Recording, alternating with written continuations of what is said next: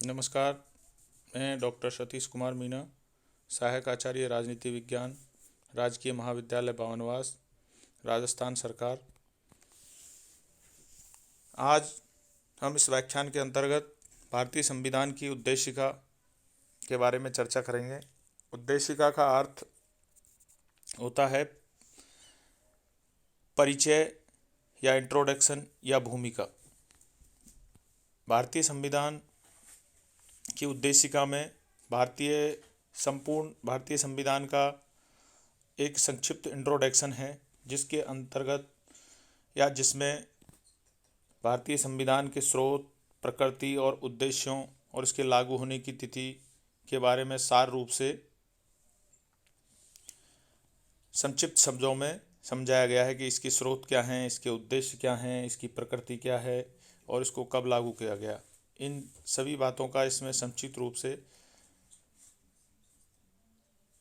इंगित किया गया है। उद्देशिका चूँकि किसी भी संविधान की भूमिका होती है, परिचय होती है, और संविधानों की प्रस्तावना या उद्देशिका को शामिल सर्वप्रथम अमेरिका के संविधान में किया गया था। उसके बाद कई देशों ने इसे अपने संविधान में शामिल किया गया। उसके बाद एक परंपरा बन गई और इन देशों की श्रेणी में भारत भी है, जिसमें संविधानों में प्रस्तावना को शामिल किया गया है या संविधानों की प्रस्तावना भी बनाई गई है, भूमिका भी बनाई गई है। संविधान विशेषज्ञ N.K. पालकीवाल ने संविधान को प्रस्तावना का परिचय पत्र कहा है। भारतीय संविधान की प्रस्तावना इस प्रकार है: हम भारत के लोग भारत को एक संपूर्ण प्रभुत्व संपन्न समाजवादी पंथनिरपेक्ष लोकतंत्रात्मक गणराज्य बनाने के लिए तथा उसके समस्त नागरिकों को सामाजिक, आर्थिक, राजनीतिक न्याय, विचार, अभिव्यक्ति, विश्वास, धर्म और उपासना की स्वतंत्रता, प्रतिष्ठा और अवसर की समानता प्राप्त कराने के लिए तथा उन सब में व्यक्ति की गरिमा और राष्ट्र की एकता और अखंडता सुनिश्चित करने वाली बंधुता बढ़ाने के लिए दृढ़ संकल्प होकर इस संविधान सभा में आज तारीख 26 नवंबर 1949 को एतद द्वारा इस संविधान को अंगीकृत, अधिनियमित और आत्मर्पित करते हैं। इस प्रकार हम देखते हैं कि भारत की संविधान की उद्देशिका में भारत के संविधान के स्रोत, उसके उद्देश्य, उसकी प्रकृति और उसके लागू होने की तिथि के बारे में स्पष्ट रूप से इंगित किया गया है कि भारत के संविधान के स्रोत क्या हैं, भारत के संविधान की प्रकृति क्या है, भारत के संविधान का उद्देश्य क्या है। इसको हम पूरे संविधान को नहीं पढ़कर सिर्फ उद्देशिका को ही पढ़ें या अध्ययन करें तो उससे हमको पता चल जाता है कि भारतीय संविधान का उद्देश्य, प्रकृति ये है। भारतीय संविधान का यूँ कहें कि एक तरह से प्रस्तावना है, जो आईना है, जिन उद्देश्यों को लेकर ये भारतीय संविधान बना है और किन प्रकृति के साथ काम करना है, वो सब बातों का पता हमें उद्देशिका के अध्ययन से पता चल जाता है। भारतीय संविधान की प्रस्तावना पंडित नेहरू के द्वारा बनाए गए, पेश किए गए तथा संविधान सभा द्वारा अपनाए गए उद्देश्य प्रस्ताव पर आधारित है। जो अब ये उद्देशिका है, ये मूल उद्देशिका जो अपनाई गई थी 26 नवंबर 1949 का, उससे अलग है। इसमें जो समाजवादी, धर्मनिरपेक्ष और अखंडता शब्द है वो 42वें संविधान संशोधन अधिनियम 1976 द्वारा जोड़े गए थे, वो मूल उद्देशिका में नहीं थे। संविधान की भारत की संविधान की प्रस्तावना में देखते हैं तो इसके मुख्य तत्व निकल कर आते हैं। पहला तत्व है कि संविधान के अधिकार स्रोत। इस संविधान की प्रस्तावना में हम देखते हैं और पाते हैं कि संविधान की प्रस्तावना के अनुसार भारत के जो संविधान है वो जो शक्ति अर्जित करता है, जो सरकार के माध्यम से वो शक्ति का यूज भी करता है, वो समस्त शक्ति का जो स्रोत है उसका वो है भारत की जनता। क्योंकि भारत के संविधान की जो उद्देशिका है, प्रस्तावना है, उसकी शुरुआत ही हम भारत के लोग से होती है। तो हम भारत के लोग ये घोषणा करते हैं, तो समस्त शक्ति जो वो अधिग्रहण करता है या अर्जित करता है, जो प्राप्त करता है, वो भारत की जनता से करता है। और इसी सिद्धांत के आधार पर भारत की अंतिम शक्ति है, जो संप्रभुता की अंतिम किस में नीत होती है? भारत की जनता में, सैद्धांतिक रूप से। अब भारत के संविधान की या भारत देश की प्रकृति क्या है, क्योंकि संविधान से ही किसी देश की और उस देश की सरकार की प्रकृति स्पष्ट होती है। तो ये प्रस्तावना स्पष्ट करती है कि भारत एक संप्रभु, अपने आप में पूर्ण आंतरिक और बाहरी रूप से स्वतंत्र देश है, समाजवादी देश है, धर्मनिरपेक्ष देश है, लोकतांत्रिक देश है, गणतांत्रिक राज व्यवस्था वाला देश है। तो भारत की प्रकृति को इंगित करते हुए ये बताता है कि भारत एक संप्रभु, समाजवादी, धर्मनिरपेक्ष, लोकतांत्रिक, गणतंत्रात्मक व्यवस्था वाला, राज व्यवस्था वाला देश है। इसी प्रकार इन प्रकृति के साथ कि भारत संप्रभु है, समाजवादी है, धर्मनिरपेक्ष है, लोकतांत्रिक,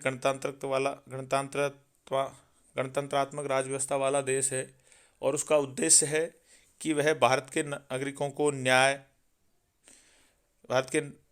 की न्याय, स्वतंत्रता और समानता को सुरक्षित करेगा एवं राष्ट्र की एकता और अखंडता को बनाए रखने वाले भाईचारे को बढ़ावा देगा।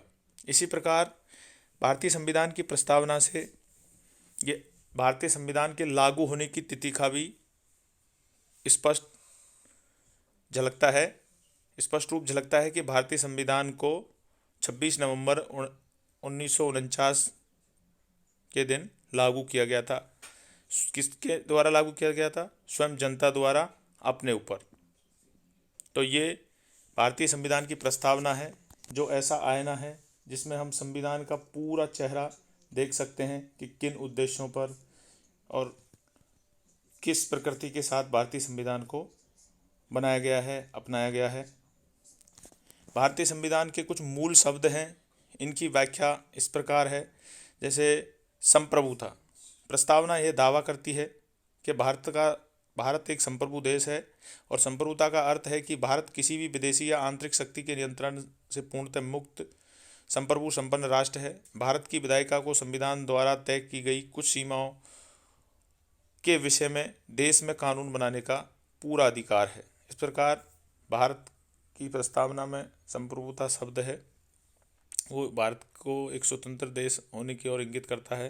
दूसरा, समाजवादी शब्द जो संविधान संशोधन 42वें संविधान संशोधन 1976 द्वारा भारतीय प्रस्तावना में जोड़ा गया था। उसका अर्थ है कि समाजवाद की प्राप्ति लोकतांत्रिक तरीके से होती है। भारत में लोकतांत्रिक समाजवाद को अपनाया गया है। लोकतांत्रिक समाजवाद एक मिश्रित अर्थव्यवस्था में विश्वास रखती है, जहां निजी और सार्वजनिक दोनों क्षेत्र कंधे से कंधा मिलाकर सफर तय करते हैं, और इसका लक्ष्य गरीबी, असमानता और बीमारी और अवसर की असमानता को समाप्त करना है। अगला जो इम्पोर्टेंट शब्द है भारतीय प्रस्तावना का, वो है सेकुलर या धर्मनिरपेक्ष शब्द। धर्मनिरपेक्षता भी 42वें संवैधानिक संशोधन 1976 द्वारा भारतीय प्रस्तावना में शामिल किया गया था। इसका मतलब है कि भारत में सभी धर्मों को राज्य ने समानता प्रदान की है, और किसी भी धर्म को राजकीय संरक्षण प्रदान नहीं किया गया है, और इसको भारतीय संविधान के मूल अधिकारों में भी शामिल किया गया। अनुच्छेद 25 से 28 तक मौलिक अधिकारों के रूप में धर्म की संरक्षणता को सुनिश्चित करने के लिए इसकी व्यवस्था की गई है। लोकतांत्रिक शब्द का अर्थ है कि संविधान की स्थापना एक सरकार के रूप में होती है, और जिसे चुनाव के माध्यम से लोगों द्वारा निर्वाचित होकर अधिकार प्राप्त होते हैं। प्रस्तावना इस बात की पुष्टि करती है कि भारत एक लोकतांत्रिक देश है, जिसका अर्थ है सर्वोच्च सत्ता लोगों के हाथों में है।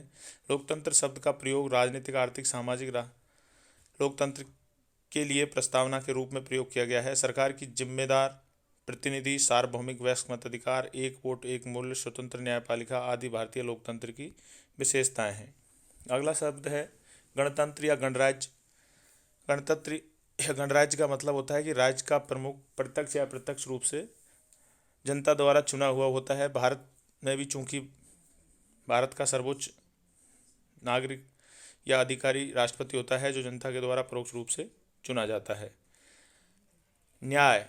प्रस्तावना में न्याय शब्द के 3 अलग अलग रूपों को समाविष्ट किया गया है, जिसमें सामाजिक, आर्थिक, राजनीतिक, जिन्हें मौलिक अधिकार और नीति निषेध सिद्धांतों के विभिन्न प्रावधानों द्वारा या विभिन्न प्रावधानों के माध्यम से हासिल करने के लिए व्यवस्थाएं भारतीय संविधान में की गई है। प्रस्तावना में सामाजिक न्याय का अर्थ संविधान द्वारा बराबर सामाजिक स्थिति के आधार पर एक न्याय संगत समाज बनाने से है। आर्थिक न्याय का अर्थ समाज के अलग अलग सदस्यों के बीच संपत्ति का समान वितरण से है, जिससे संपत्ति कुछ हाथों में केंद्रित न होकर राजनीतिक न्याय का अर्थ सभी नागरिकों को राजनीतिक भागीदारी में बराबरी अधिकार से है। भारतीय संविधान में प्रत्येक वोट के लिए सार्वभौमिक में वयस्क मताधिकार का समान मूल्य प्रदान करता है। इसी प्रकार स्वतंत्रता शब्द है जो भारतीय संविधान की प्रस्तावना का मूल शब्दों में से एक है। उसका तात्पर्य है कि एक व्यक्ति जो मजबूरी, अभाव और गतिविधियों के वर्चस्व के कारण तानाशाह, गुलामी, चाकरी, कारावास, तानाशाही आदि से मुक्त या स्वतंत्र कराना भारतीय संविधान का उद्देश्य है। समानता का शब्द भारतीय उद्देशिका में शामिल किया गया है, जो भारतीय संविधान के उद्देश्यों में शामिल है कि भारत के नागरिकों में को समानता के अवसर प्रदान करेगा। समानता का अभिप्राय समाज के किसी भी वर्ग के खिलाफ विशेषाधिकार या भेदभाव को समाप्त करने से है, और ये भारतीय संविधान की प्रस्तावना में शामिल किया गया है कि भारतीय संविधान का ये उद्देश्य होगा कि भारतीय संविधान ये प्रयास करेगा कि भारत में किसी भी वर्ग विशेष के खिलाफ विशेषाधिकार या भेदभाव नहीं रहे, सभी वर्ग, सभी मनुष्य के रूप में समान रहें। अब हम पाते हैं इन मूल शब्दों की व्याख्या के बाद हम पाते हैं कि भारतीय संविधान की प्रस्तावना का महत्व क्या था, इसको क्यों रखा गया। तो इसका महत्व है कि प्रस्तावना भारतीय संविधान का आधारभूत दर्शन है और राजनीतिक, धार्मिक, नैतिक, मौलिक मूल्यों का उल्लेख है जो संविधान के आधार हैं। इसमें संविधान सभा की महान और आदर्श सोच उल्लिखित है। इसके अलावा यह संविधान की नींव रखने वालों के सपनों और अभिलाषाओं को परिलक्षण करती है। और इसी संदर्भ में विभिन्न विद्वानों द्वारा भारतीय संविधान की प्रस्तावना के महत्व या उसका अर्थ स्पष्ट करने के लिए विभिन्न वाक्य दिए गए या उसके बारे में शब्द बोले गए, जिनमें अल्लादी कृष्ण अय्यर ने कहा है कि संविधान की प्रस्तावना हमारे दीर्घकालिक सपनों का विचार है। इसी श्रृंखला में के.एम. मुंशी के अनुसार प्रस्तावना हमारी लोकतांत्रिक गणराज्य का भविष्य फल है। पंडित ठाकुरदास भार्गव के अनुसार प्रस्तावना संविधान का सबसे सम्मानित भाग है। यह संविधान की आत्मा है, यह संविधान की कुंजी है, यह संविधान का आभूषण है, यह एक उचित स्थान है जहाँ से कोई भी संविधान का मूल्यांकन कर सकता है। यह पंडित ठाकुरदास की भार्गव की परिभाषा बहुत सारगर्भित है कि यह बहुत सम्मानित भाग है। प्रस्तावना भारतीय संविधान का बहुत सम्मानित भाग है। यह संविधान की आत्मा है, यह संविधान की कुंजी है जिसके माध्यम से इसके सारे निष्कर्ष को पढ़ा जा सकता है।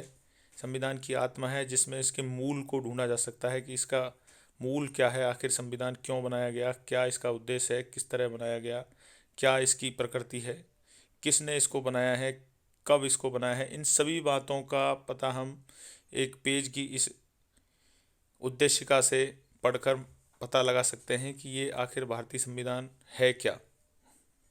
जिस प्रकार एक पूरी फिल्म होती है, उसके ट्रेलर में उसका पूरा सारांश क्लियर हो जाता है, उसी प्रकार पूरे संविधान का सारांश इसकी ट्रेलर रूपी प्रस्तावना में स्पष्ट हो जाता है।